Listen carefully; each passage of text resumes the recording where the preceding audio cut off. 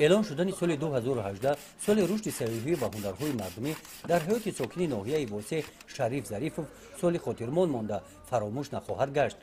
بعد تنفس چندین ساله او به هنر اجدادی رو آورد.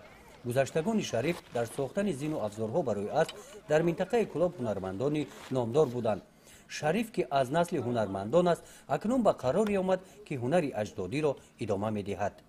ما در سال 86 کار بکردم امیره اگر دور زمان سوشی بودم که همه کاری که میکردم بس کردم دیگه خیلی چیکارش بکردم بخورم برای که در این چیزا ما در فرصت کردن نبود بعد ما چیزا میدونم مقصد برای نلاک و فلاک دیوای راز جناب عالی محترم امام رحمان این پیام اختیار گذاشتن همه اسباب ما پیچانگی در یک بلندی ماندگی بودن.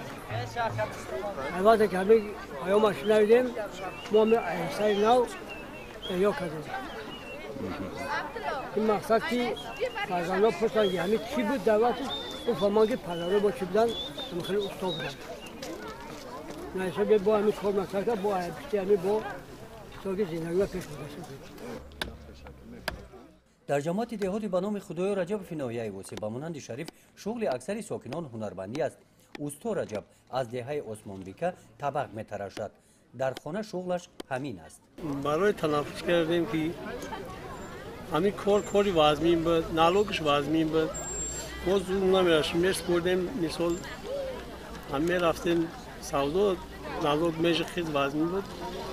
سومش هم کم بود نمی‌شیدم یک کار ایسوی همی ما باز کردیم امیره خیلی اینا ناو که این پیام شنیدیم و سرش کردیم.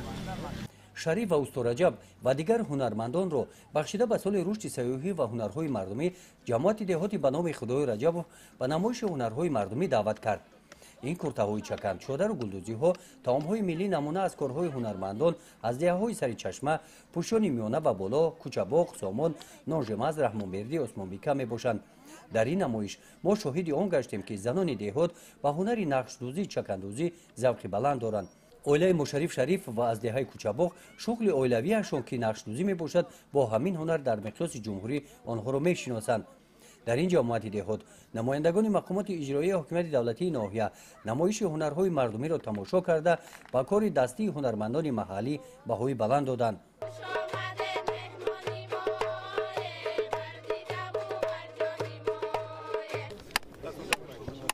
با همک شریف و اوستا رجب هم اویدی پیشرفت هنری آنها دستگیری حکومت جمهوری مقامات اجرایی حکومت دولتی ناحیه برای رشد منبع هنرهای مردمی هم صحبت شدند. گزارش خواجه نظریف خدای نظر ظهوروف از ناحیه واسه برای برنامه اطلاعاتی نوید.